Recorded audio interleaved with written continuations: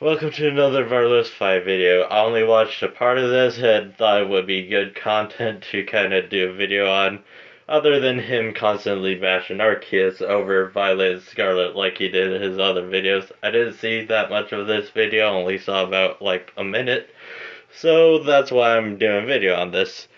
Because he doesn't bash Legends Arceus too much in this, at least so far. So let's get to it. Not have it confirmed just yet. Various towns blend seamlessly into the wilderness with no borders. You'll be able to see the Pokemon of the region in the skies, the seas, the forest, on the streets, all over. You'll be able to experience the true joy of the Pokemon series. And I need to let that sink in because that's what I've really been about. I want a Pokemon adventure, not a Pokemon game, and that's why Pokemon Let's Go is my second favorite Pokemon game. I had to take a second. I had to take a few seconds to just... What? Excuse me, but, sorry to tell you this, Verlisify, Pokemon Let's Go wasn't even good. It was barely passable. You could have said, oh, this kind of reminds me of the DLC in Sword and Shield, or Legends Arceus' thing, even though you hate Legends Arceus. But, oh my god, comparing open world to Let's Go Pikachu and Eevee? Oh, no, you cannot make that fucking comparison. No way, no. I would have been okay if you compared it to Sword and Shield DLC, at least the Round Tundra, the best part of Pokemon Sword and Shield in my opinion. But still, comparing it to Let's Go Pikachu and Eevee is like comparing, I don't know, candy to literally just plain bread. You cannot make the comparison without sounding stupid. What the hell? And this seems like the best way of getting there. Also, even with Pokemon Sword and Shield, a reason why I really respect that game is because the way the Galar region is built around Pokemon battles and the gym challenge and having the gym leaders be celebrities, that has... Honestly, was expecting something stupid to come out of his mouth, but you know, a clock is usually right at one point or another, and this seems to be the time. But yeah, I agree with this. You know, having the gym leaders be celebrities and the champion being celebrities. You know, I think that's a pretty good idea, but I feel like it was done better by other gym leaders in other games. Like the electric gym leader in both Black and White and Black and White 2. And I'm pretty sure there was the poison one in Black and White 2. That was a guitarist, which was honestly the best gym leader in any of the games, honestly. Too bad I forgot their name because I haven't played Black and White 2 in forever. But yeah, I feel like Verlisify is kinda onto something here. Which is surprising because he's usually, you know, trying to make Sword and Shield look better than it is, but this point can be in the good side, so yeah. I don't really have to say anything. Maybe in an implication, because the weird thing about Pokemon Legends is a lot of people are like, oh yeah, we finally got our hardcore, difficult Pokemon game that everyone's wanted, but then when I go, well, this is like the most tutorial, hand-holdy baby story ever, they're like, well, Pokemon's always been for children.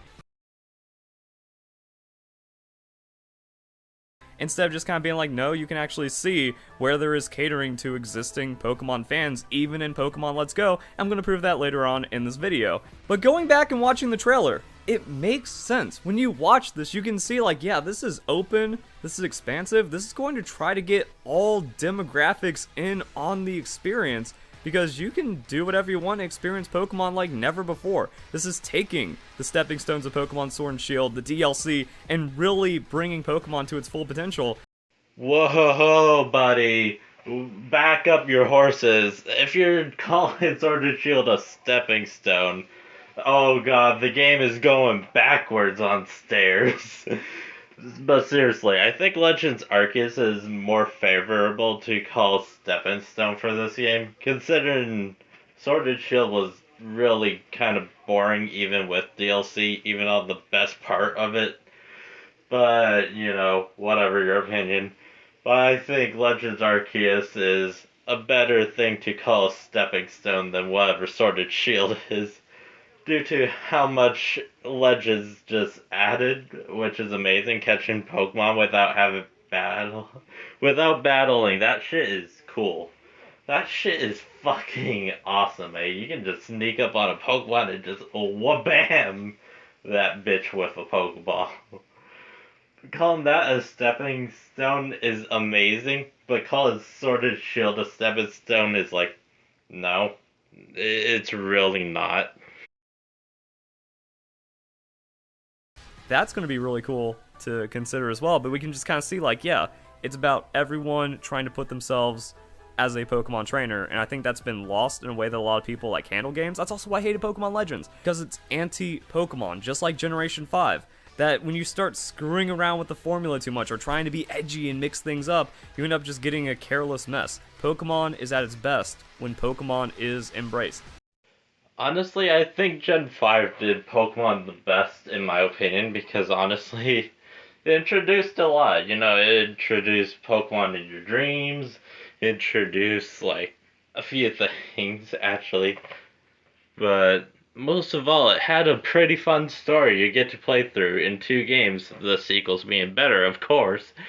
But I think adding a story to Pokemon isn't really a bad idea, you know?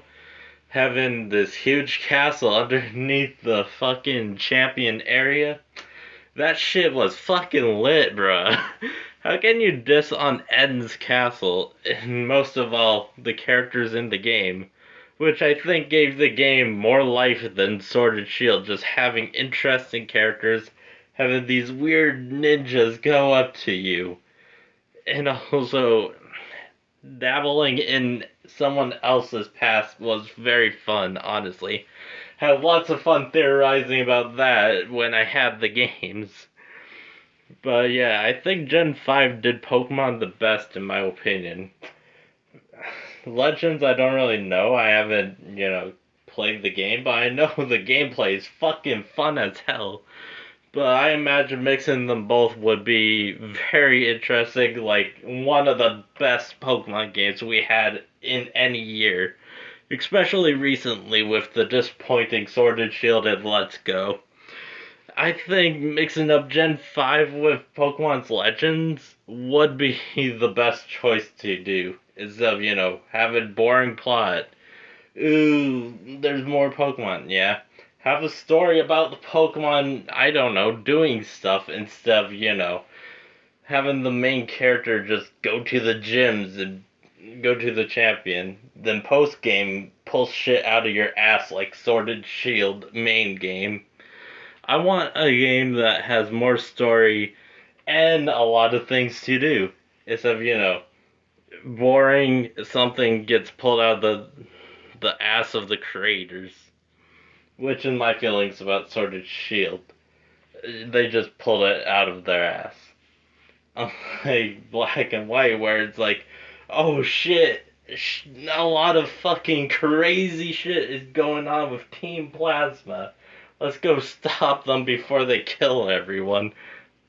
That type of shit instead of, boring, lame, generic Pokemon business. We get all these crazy adventures. That's what I'm hoping for. But I feel like Black and White and Legends are kind of the stepping stones of the games at this moment. Other than him bashing Legends Arceus and Gen 5, this was his best video in recent times. I am surprised he didn't bash another Poketuber in this video, or bash the Pokemon community in general. I mean, he did do it once in his videos, but he only did it once in his videos. Yes, finally, he only called his fans toxic once in the video. Oh my god! But seriously, though, this is pretty much where the video ends for me. I don't really want to commentate on the rest because the rest is just boring, like, really, really boring. And not to mention, he just sips for Pokemon Let's Go, so I'm not even gonna bother. Anyways, what do you think about Pokemon Scarlet and Violet? Do you think it's going to be good like Legends Arceus and Gen 5? Or do you think it will be another boring game? Well, let me know.